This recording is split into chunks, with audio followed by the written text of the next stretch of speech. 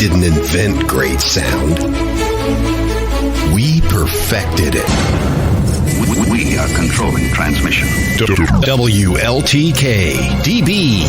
Let's talk. Alternative Talk Radio. WLTK-db.com.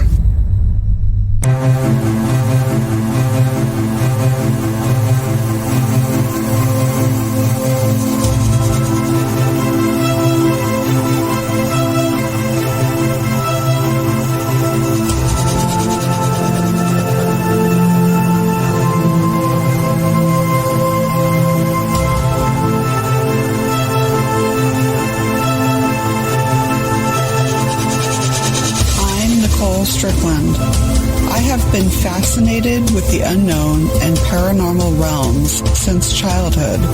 After a profound experience with my grandmother's spirit 20 years ago, I have been on a quest to observe, study, investigate, and communicate with the afterlife and beyond. It's been an ongoing journey of exploration and discovery, one that has taught me how mortality and the spirit world are forever bonded through the veils of time.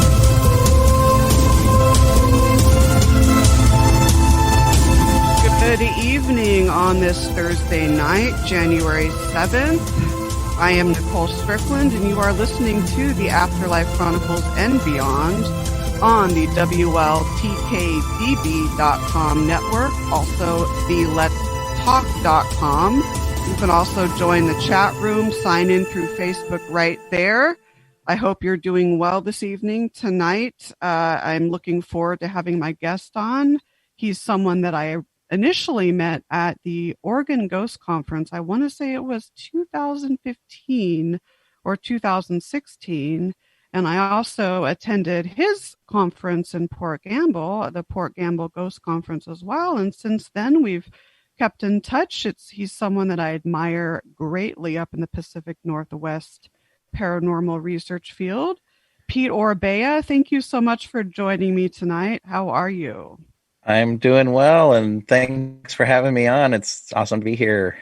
Yeah, and I forgot to mention, you have your own show too on the network. I forgot to mention that, Paranormal Pete, so make sure to check that out as well, Tuesday night. Thank you. Yes. So, yeah, so, I remember meeting, and I thought to myself, this guy is like so genuine and so knowledgeable. And so we need more people like that in the field. So, can you tell us a little bit about your background in the paranormal, and then I guess any experiences that you had like as a child? Because I remember you were talking about that you had some experiences as a child as well. Yeah, sure. Well, I've been researching and investigating since 2011, and so I'm coming up on 10 years here, and I guess in a couple months. Wow. And, total newbie to it all. Always had an interest in ghosts, and Bigfoot and UFOs, and, always kind of grew up with an open mind. I'll admit I'm a huge Star Wars nerd. And so aren't we all? I grew up on that, and so I just had this open mind. There's got to be more out there than we know. But, and honestly, I did have some experiences growing up, and so I was open to it. And like before, most of the TV shows and everything, I was like, hey, there's something weird going on here, but I had no clue. And then early 2000s when Ghost Hunters came out, I thought it was really cool because of these guys' approach, early on. And I was like, wait a minute, there's a field of research, looking back, it's like, wow, how ignorant was I of everything and all the previous research and all that stuff. And, but I looked at Ghost Hunters and was like, wow, they're researching this and they're trying to actually get evidence. And so then I got a lot more interested in it, and it was just kind of something I would always think about. And when I came to Port Gamble in 2007, I worked at a business up here, and that's kind of how I got into Port Gamble. And I had an experience at the place I worked. I don't think it was very long after I even started there. And then I didn't quite know what to think about it. And basically what happened is there was a metal file flew off of a table and hit the wall right next to my leg and left a dent. And I just couldn't figure out how it went from this file went from this table and traveled 6-7 feet and hit the wall first before hitting the floor. And that's some serious energy right there. That's some serious energy right there. Right. And I wasn't investigating the paranormal or anything at this point. And this was I guess probably around 2007. It was around the time I moved to Port Gamble, and just couldn't explain it. And then, a couple of years go by and I start hearing from friends, and then the town manager at the time, she had already been inviting paranormal teams out here to investigate for 6 years so far, at quite that a while. point. Yeah. And so then I was like, wait, what?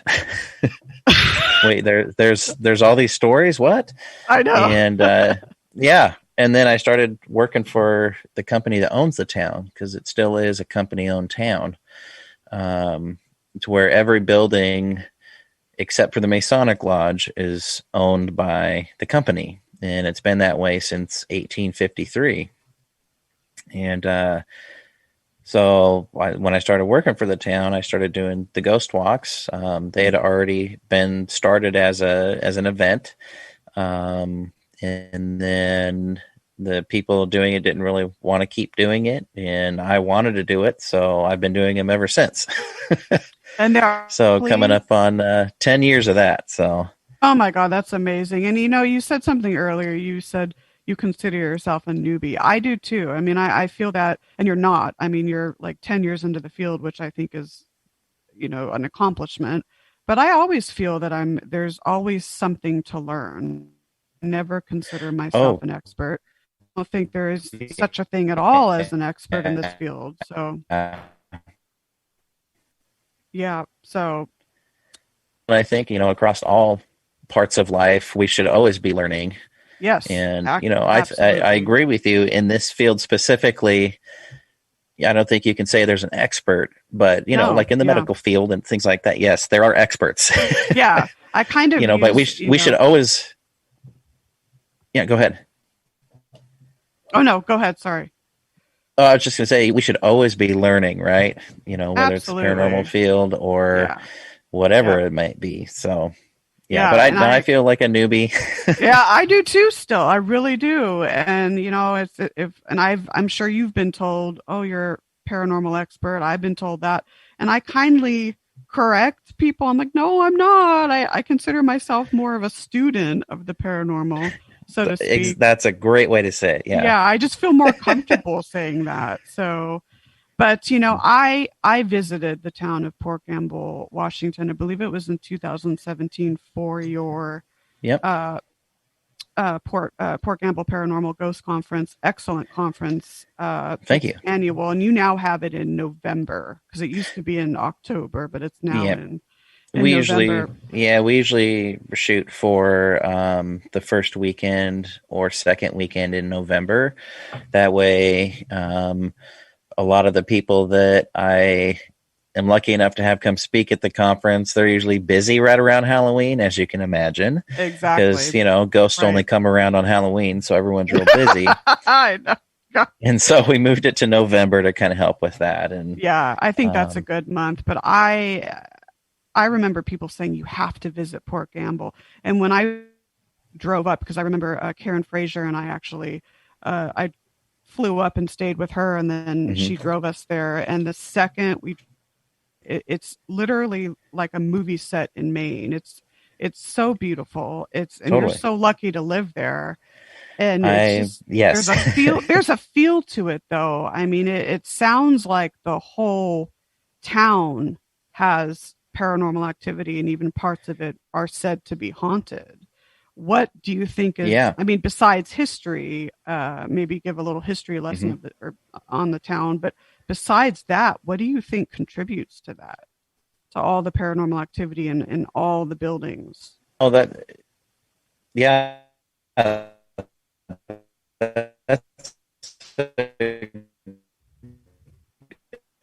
great question. Exactly what the cause would be.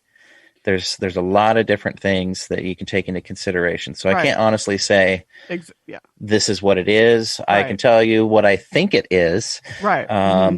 You mentioned, you felt like you came onto a movie set in Maine. Yes. The founders of the town are from Maine, and all the trees that line the streets here they were brought in from Maine in the 1890s. Oh, wow. So in the fall, it really does look like New England here with the colors. It's just the trees are actually from there. So I think that's a big part of is because the town is in a state close to how it was back in the day. The buildings are taken care of. There's people living in the buildings. There's commercial, ones that were rezoned to be commercial after the sawmill closed in 1995. So there's businesses and shops and restaurants, and then there's residential houses, but it's been kept up in all these years. And so I think that has a big part of it. Native American history on this land, I think, has something to do with it. Of course. I think there's definitely something there to that. Most people think about the sawmill. It ran for 142 years. It's the longest running sawmill. That's incredible. Yeah, in U.S. history. And so most people automatically think of that as to why there's so much activity. And it very well may have something to do with it.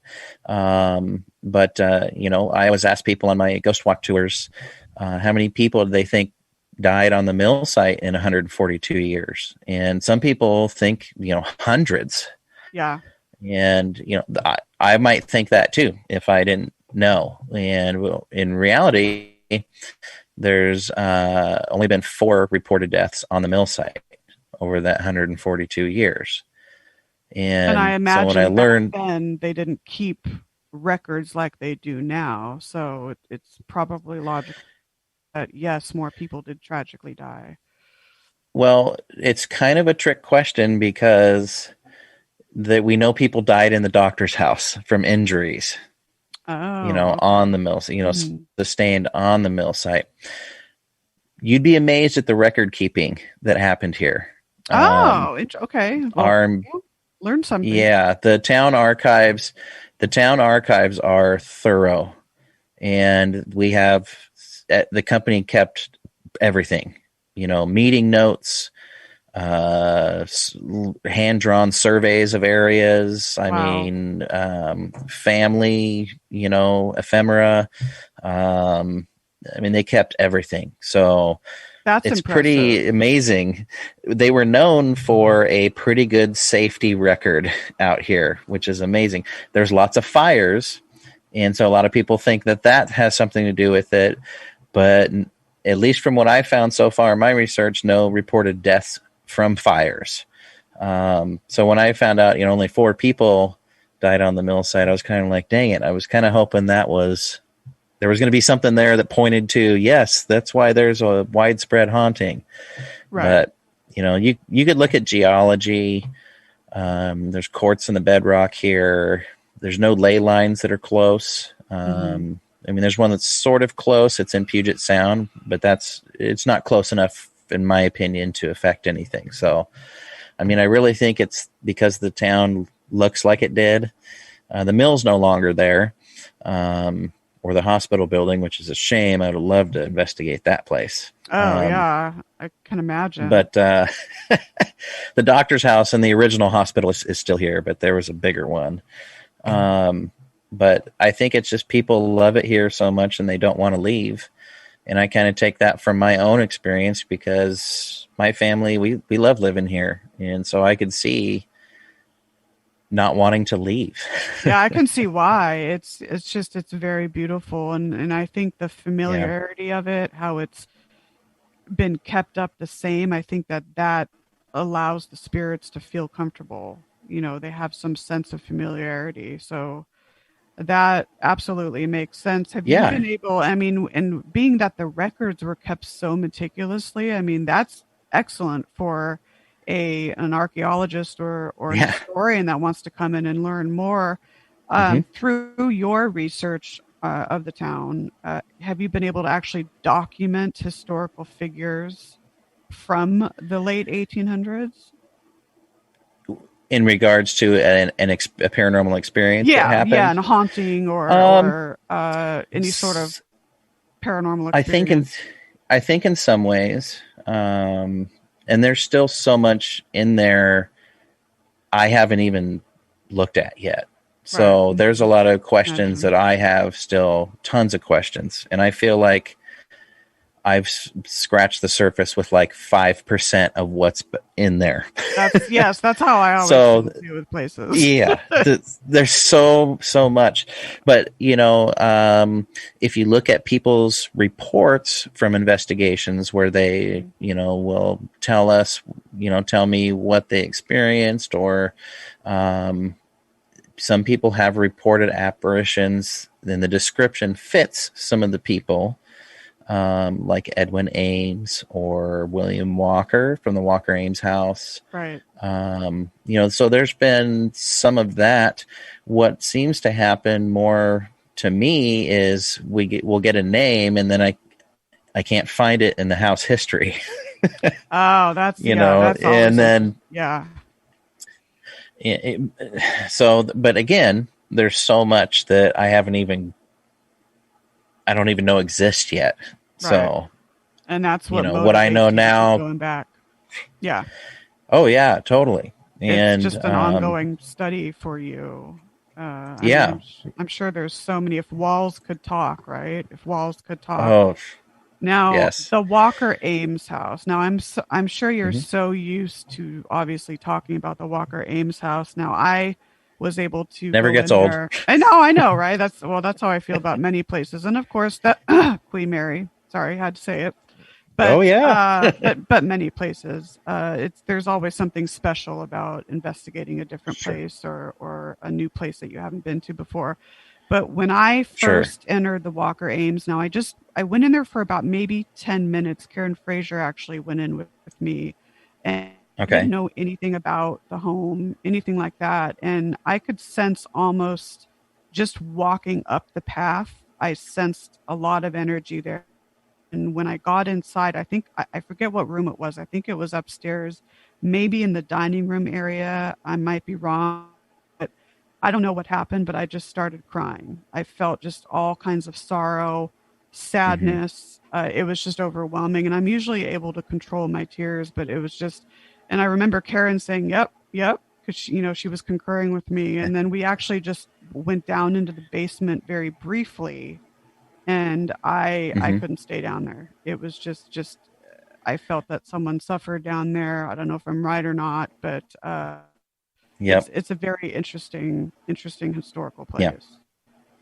Yeah, and interestingly enough, with the basement, there's nothing that's been found yet, written record of anything about that basement. So we've really just, relied on evidence and personal experiences and how often do things line up, right? Locations in the house, things like that.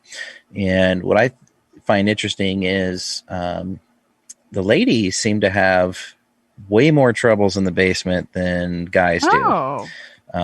It's just always been that. Been that way. And research started in around 2003. So it's always been that way. And it used to be prior to 2005, really nasty down there, energy wise. And then the town manager had the walls removed in the basement and opened it up, and that kind of changed it. And even in 2011, when I started going down there, it didn't feel right down there. Right. It didn't feel good. Yeah. And you just always felt unwelcome, and ladies were always having issues down there. So hold that thought, because we have to take a quick break. You are listening to the Afterlife Chronicles and Beyond on the WLTK-db network with guest Pete Orbea. We'll be right back. Stay tuned.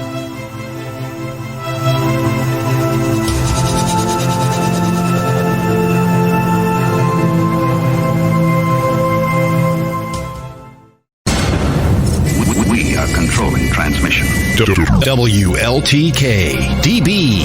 Let's talk. Alternative Talk Radio. WLTK-db.com. Patreon is a place for creators. We're one of them. Visit our Patreon page at patreon.com/WLTK-db. Check out all the unique support tiers we offer. You can get early release episodes, station mugs and t-shirts, free station service work, and much more. Help the station reach its $1,000 per month goal to make our station totally ad-free. Patreon.com/WLTK-db. We appreciate your support. Mackie Reiki is a full-service Reiki therapy center offering both in-person and distance Reiki sessions. Reiki is a gentle healing energy that can assist in clearing, repairing, and maintaining energy that is vital for optimal health. Reiki can also assist with anxiety, depression, and even addiction. You can schedule a Reiki session by visiting our website, www.mackeyreiki.com. That's www.mackeyreiki.com. Of all the radio stations in the world, we're one of them. We are controlling transmission. WLTK-db. Let's talk. Alternative Talk Radio. WLTK-db.com.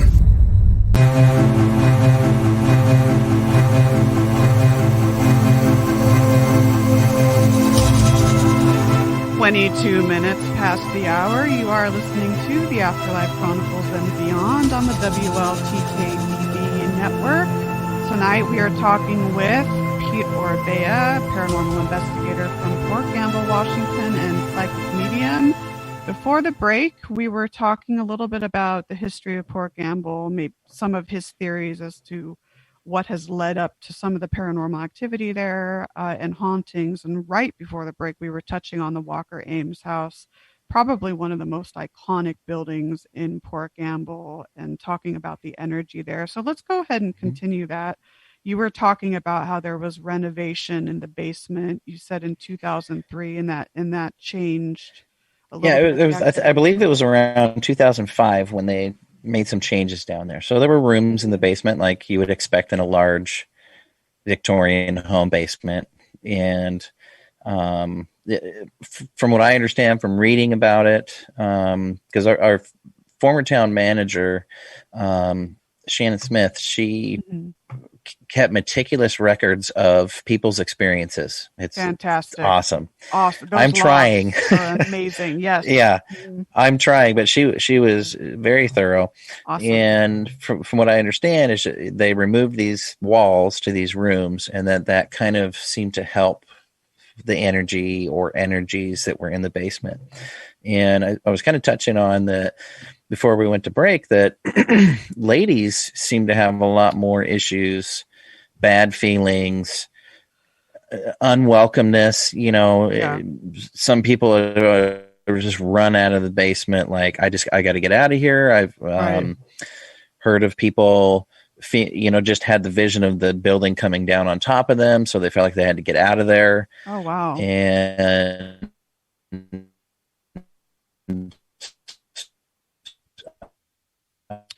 we're having a little bit of a little internet connection. Stay tuned. People feeling like they got punched in the back, or like a bear hug from behind. Yeah. Is that better? Yeah. Okay. Yeah, that's better. Yeah. So gotta love the internet. Whatever. It has a mind of its own. Yeah. Right? Well, You got the internet in Port Gamble's not that great. It's all good. Yeah. So I don't know. I don't know what happened down there. And there's a lot of theories. And again, we try and go off audio pieces that are collected and personal experience, and look at what are the similarities between the stories. But something down there did not like the ladies, for sure. There's lots of different theories about a boy, in the basement. And I'm not quite sure what to believe, but I just know the stories and I know the experiences. For me, I have had an experience down there. I was leading a tour. So it's very rare for me to experience anything in the basement. It's just an old basement to me. But on a tour, probably 2015, so a number of years ago, I had been asking some questions, just doing a little questioning, see if we get somebody to answer back. And somebody did, from this certain corner in the basement where many people believe that a spirit would reside. And it was just a one word. I had asked a question and we got a yes response, and it seemed to be a male voice. And then pretty much the tour was over. At that point, everyone wanted to leave. They were too spooked out. Yeah. But I had an experience 2 years ago. Well, now we're in 2021. So 3 years ago, it was in 2018, and where I felt something behind me, and then it was like an eye. It was like an eyeball and a part of a cheek went in front of my face as if it was looking at me. Oh, that's weird. Oh my gosh. I mean, I've seen like just a neck and a head, but to actually, my headset there, but to actually just see an eyeball and part of a skin. Wow. And it was clear as solid. It's what it looked like to me. Wow. And it went by, fairly quick. But what I saw was, it was pretty dark down there. And again, ghosts only come out when it's dark. Of course. That's a joke. Sarcasm. It seemed to be lit from behind a little bit, to where the edges of it looked like if you were to rip a piece of a section out of a piece of paper and then shine a flashlight behind it, around where you've made a rip, it's going to be extra illuminated. Yeah. And that's what it looked like. And that's what caught my eye, so to speak. But, and that was 2018, but for me, it's pretty rare, but the ladies, have reported all kinds of things down there. That's interesting. Now, I don't know if I'm right or not, but when I started going down the stairs into the basement, I sensed a male figure, but I sensed a boy. I couldn't really get an age, maybe more early teens. Okay. But I kind of got the feeling of that there was a fire down there and someone was burned. I don't know if maybe tortured. I don't know if that rings a bell at all with the historical records, but well, I mean, it wasn't a comfortable feeling at all. Sure. Well, the bases of all the fireplaces in the house, this house has probably close to a dozen fireplaces in it. And so a lot of those, excuse me, they're kind of stacked on the floors. So you'll have like these main chimneys that run all the way into the basement. And so it's very possible that they had fires down there. Doesn't appear to be any fire damage unless it was completely repaired before. And then I don't know. I don't want to say somebody was tortured down there. I'm not sure. Yeah. It just because there's no written record. Like if I found a written record of something that was close to that, I might be like, wow, okay. But, kind of what a lot of people think is maybe somebody was kept down there because of mental disabilities from time to time. Okay. And that could have been maybe where I was picking up on maybe the speculative torture. That to me is more plausible that somebody, because when you look, historically, and by the way, I think it was probably from the 1920s era, not 1800s. Okay. Or maybe the teens, somewhere in there, 19 teens.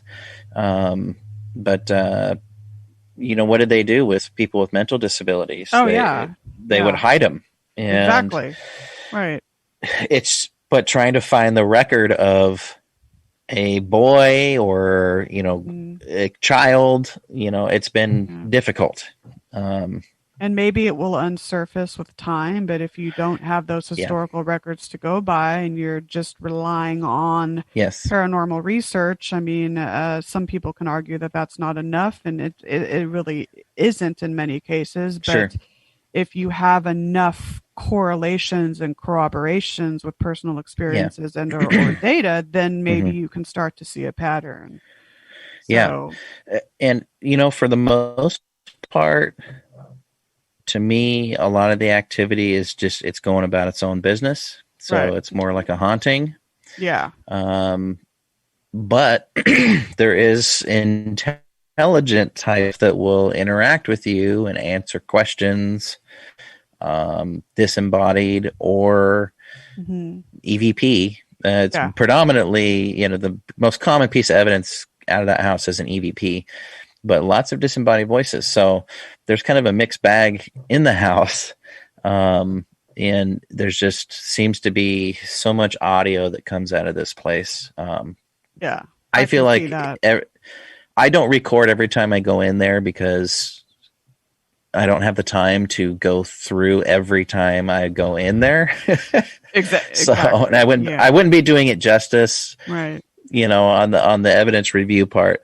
But I feel like every time I have had audio running in this place, I get some strange things, voices or strange sounds. If I leave the audio there and leave and then come back, there's always seems to be something. So it's just a interesting place. It might be the ground that it's built on. It could be. I'm not really sure. I mean, I'm not really sure why. So. Have you or I guess anyone else tried to help move some of the spirits on, some of the intelligent energies? Or are they choosing to remain by choice? Choosing to remain, however, in the basement of the place. Many people, psychic investigators, felt like, and I'll just preface that for me, I almost feel blinded in that house in a sense of I can tell you when someone's there, but I can't always tell you male, female, young, old. I don't see it.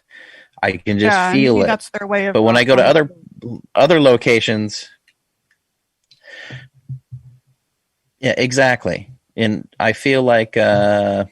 I've always tried to keep up a nice rapport with our quote unquote long-term residents.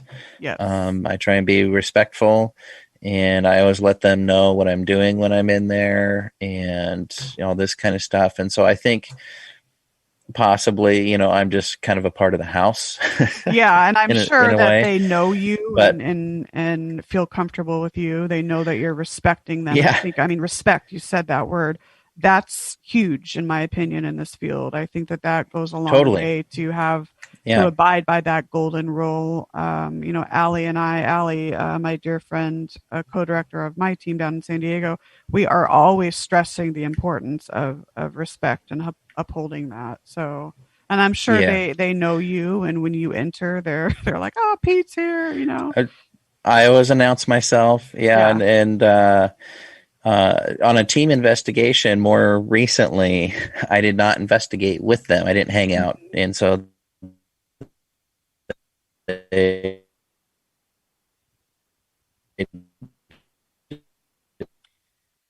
stay tuned, guys. Just a little bit of an internet freeze. And they were getting,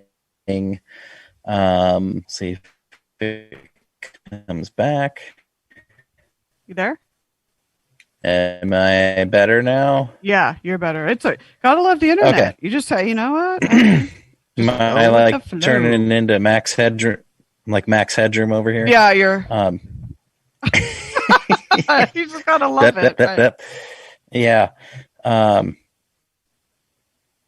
can't remember what I was going to talk about. Dang internet. I even forgot. I think you said your original question was, have me or other people tried to move things on. Yeah. And I don't do that. It's not for me. I don't feel it's my place. Yeah. Not like me. And I don't feel like someday it would be my place. I just don't. It's not for me.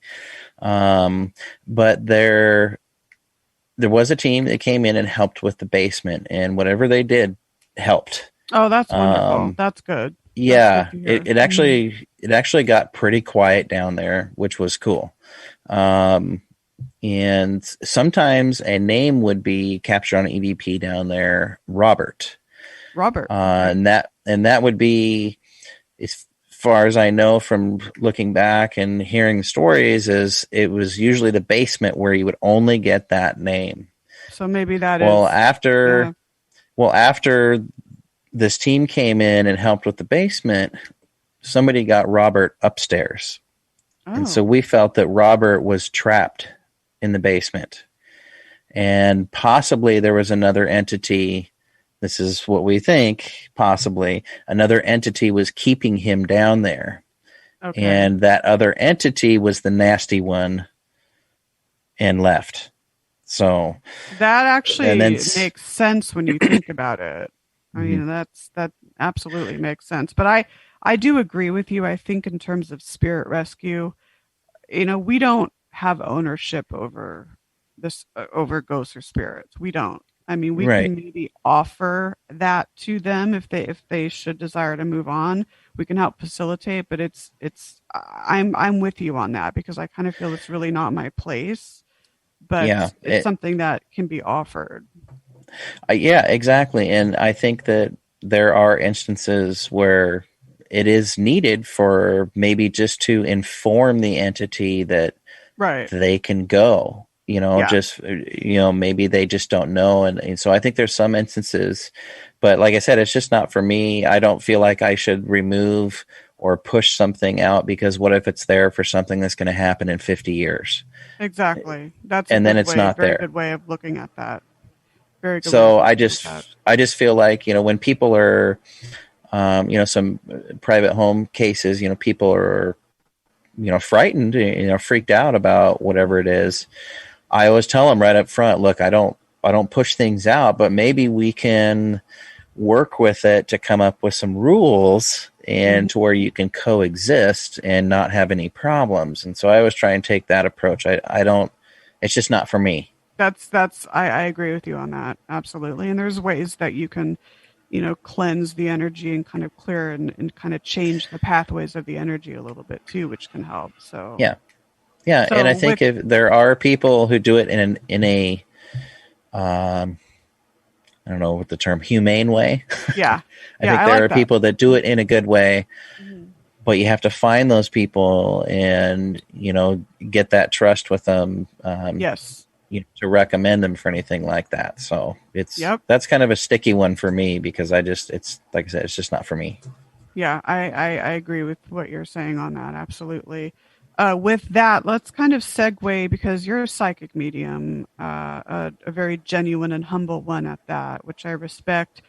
How long have you known that you've had? No, it's true. I mean, I've felt that when I met you, and there's a lot of people out there that, I'm kind of going on a tangent here. I think everyone has the ability to be intuitive and tap in with their sensitivities, and they can learn to improve their own natural clairs and all clairaudience, clairsentience, all of that.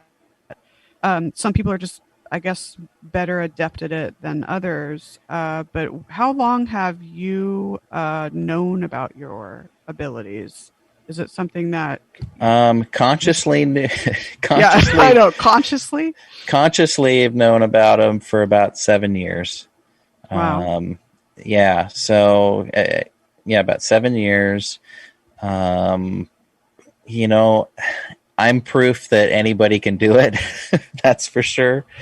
I've mentioned, on my show before that, my beautiful wife when this first started, when I had my kind of experiences to awaken, how do you do this? how do you do this? And it is so, to me, I feel weird calling myself a psychic medium still. It just, I don't know. I just have always felt weird about calling myself that. And it's okay. Still, to this day, and I totally a rookie in that part of spiritual life. And I think I'll be a rookie probably until I die. And then maybe I can level up, but I kind of feel that way as well. Like with just I don't paranormal. know. What are your do you have a certain approach to how you work psychically?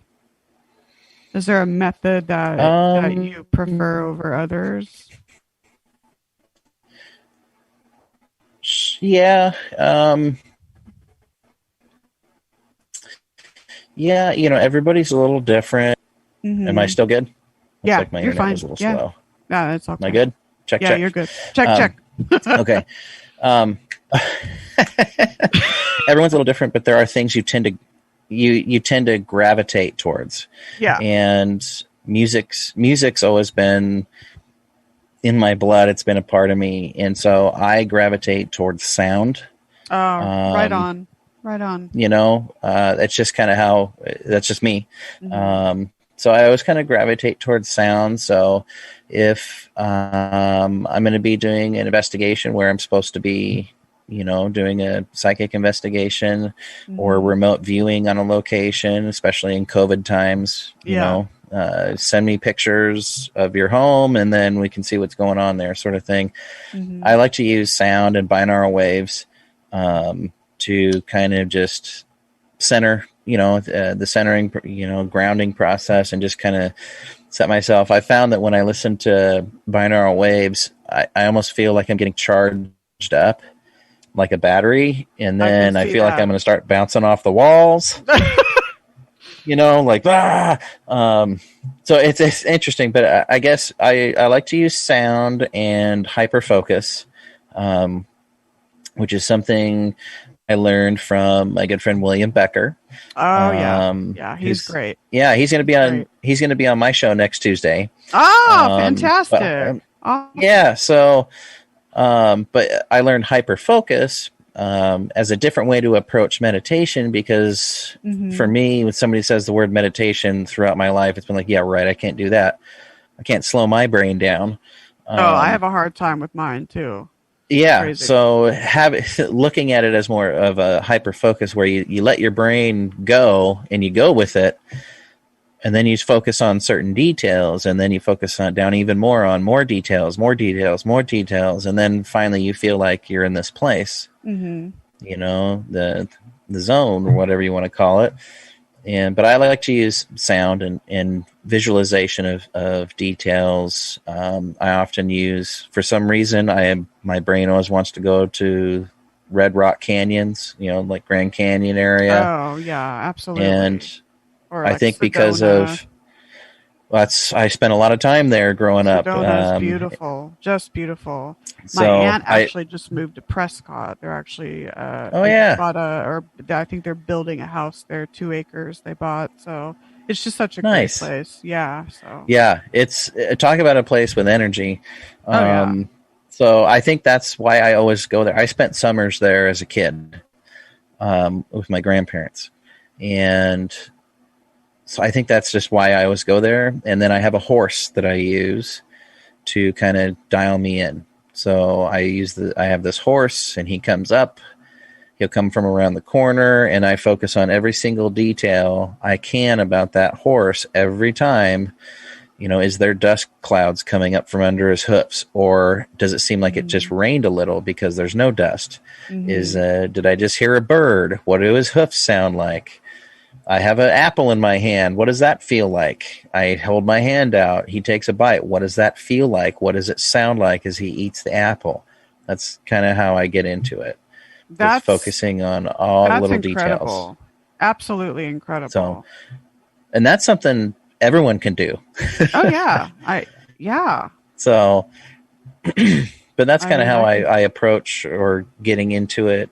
And then I just try and be open and just I get things in many different ways, in all the different ways. So then it's just trying to be very cognizant of what I'm seeing or feeling or hearing or knowing, and then trusting it, which is the hardest part. Yes. So that's the key right there is trusting it, because the brain is always trying to it's like it argues, it's like it wants to constantly Yes. make logic out of stuff, but it's like, that trusting it, that's a big one. But the hyper focus, I can see why it works. And you're right. It's something that everyone can do. Everybody can do. So everybody listening out there, you can try that. Just try for like 5 minutes at a time. Don't make it this big ordeal, but just try and close your eyes and just, what do you start thinking about? Are you, think of a location, I guess, is a good way to start. What kind of location does your brain go to? Are you at the beach? Are you in a city concrete jungle? Are you in a spaceship? If you're one of those kind of people, I'm just kidding. But where does your brain go? Think of a location and then go there in your mind. And then now start looking around. Do you see cars? Are there other people? If so, what are they wearing? What colors are they wearing? Are there trees? What kind of trees are they? Are they blowing in the wind? Do you hear the wind blowing through the leaves?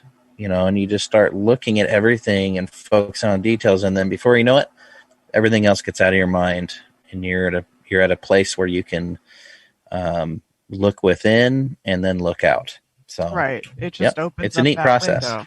Yeah. I think sometimes some people may do it automatically, but when you really are intently focusing on that, that's just going to help. With life in general, but obviously, communicating with spirits, obviously that's so beneficial. Yeah. So we have just about 15 minutes left in the show. Are there any specific, because obviously the show is titled The Afterlife Chronicles, and it mainly concentrates on that connection between the living realm and the afterlife. Are there any really profound, inspirational experiences you've had with the afterlife that have really opened your mind up to the spirit realm that you'd like to share? Because not everyone wants to, and that's okay. Yeah, no, I'll share one as a kid, which I've talked to you about before. So a story from way back when that always kind of stuck with me, to something more current. The first experience, and I didn't really have any exposure to ghosts except for Ghostbusters by this point. I think I was 7 years old and driving through northern Arizona, heading towards Sedona with my grandparents. And I was in the middle. My grandpa was driving. My grandma was taking a nap on the other side of me. And 2 Native Americans appeared in the middle of the highway. And, we're doing highway speed. And they had their backs to us. And when they appeared, they turned towards each other and looked back towards our vehicle. And my grandpa hit the brakes. And right when we got to them, went through them, whatever, it vanished. And on the sides of the roads, it was flat. And there was nobody running off to the side of the road or anything. Because I looked back, and my grandpa, I didn't know what I saw.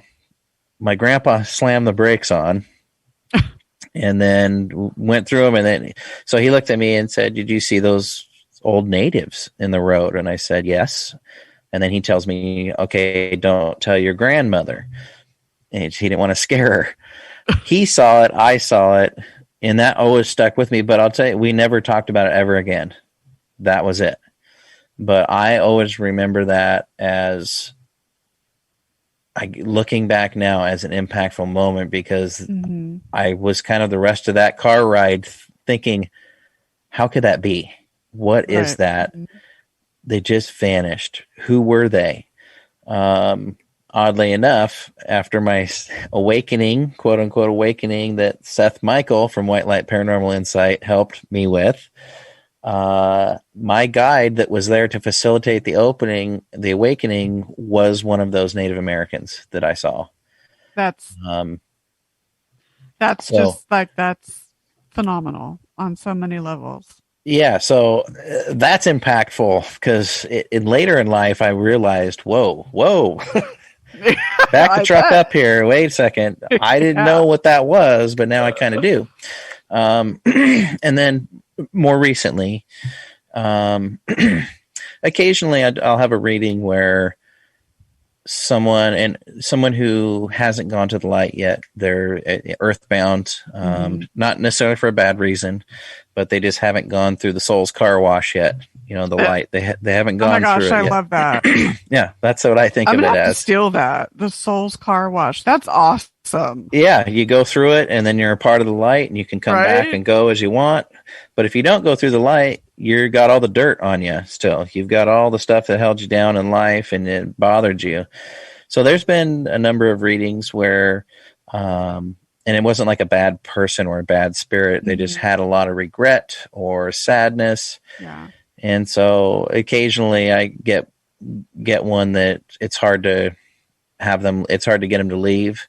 And then I feel drained and, just real heavy and stuff. And sometimes they'll stick around for a few hours or maybe overnight. And then I'm like, then they'll finally go away. But I had an experience at, it's okay to say, the Old Wheeler Hotel. That's another place that I visited that briefly. Wow. Yeah. And so I don't really know if I can't say in Port Gamble or any of the private investigations I've done that I could say like I've been touched, or poked or pushed or, my hair got pulled or anything like that.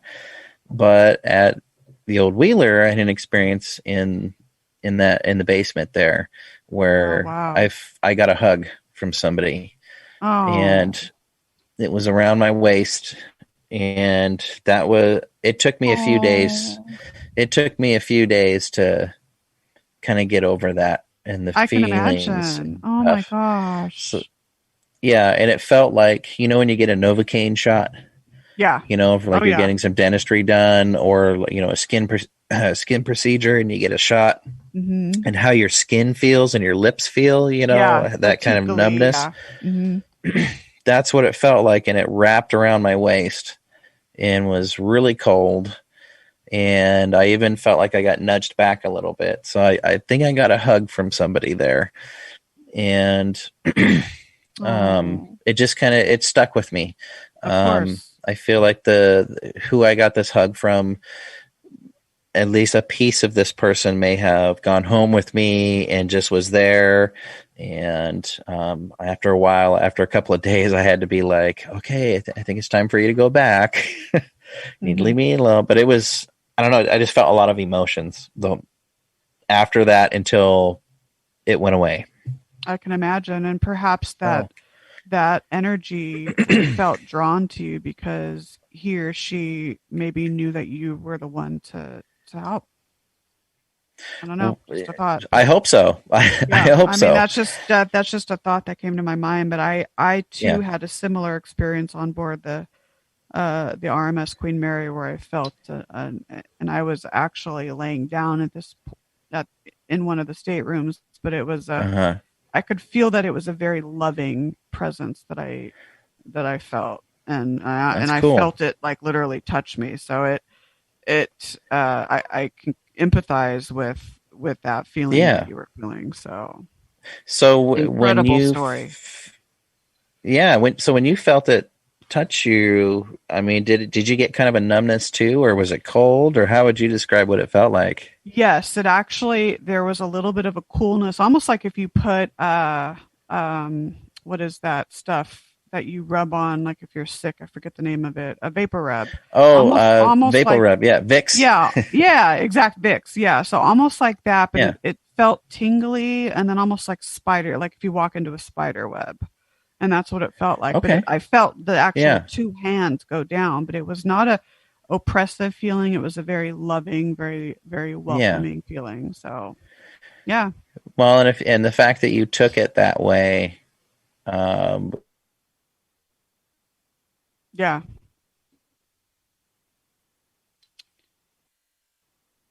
I think there's another internet issue. Oh, yeah, there he is. Okay. Oh. You're back. I think because you... All right. Woohoo!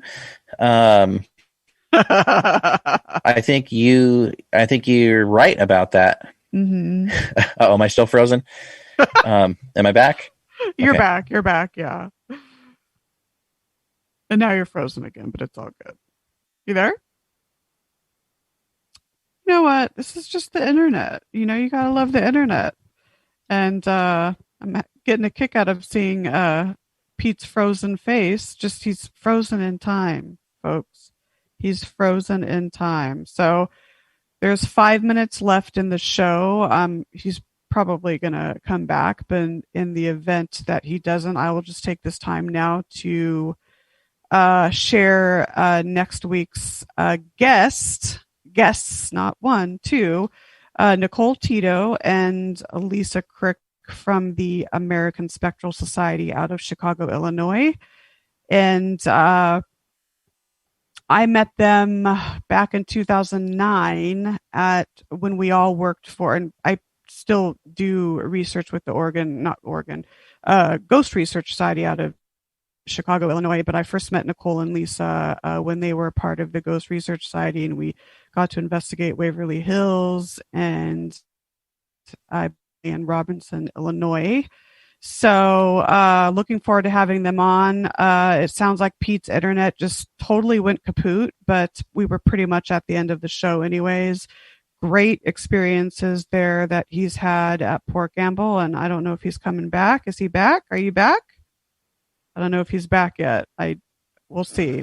Hello? You there? You came back. I was just totally rambling on, talking about next week's guest. And yeah. No, but you know what? Yeah, so. Apparently my internet went out, so Gotta love it. Gotta love it. Had to switch over to the mobile network thing. No worries. Yeah, so I'm back, I guess. Woo-hoo. Fantastic. I was just saying that, you've shared really profound experiences that you've had and just a lot of really good insight about research and the paranormal. So it's really been a wonderful time having you on.